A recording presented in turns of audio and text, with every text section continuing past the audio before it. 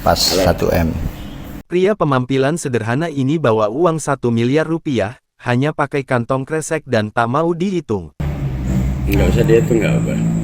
Belum lama ini viral sebuah video yang memperlihatkan seorang pria mengambil uang cash di bank. Pria itu tampak mengambil uang dengan jumlah fantastis, yaitu 1 miliar rupiah.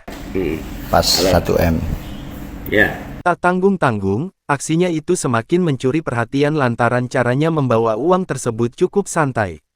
Ia terlihat menenteng uang tersebut hanya dengan kantong kresek. Terima kasih. Dia makasih banyak Pak, hati-hati. Oke.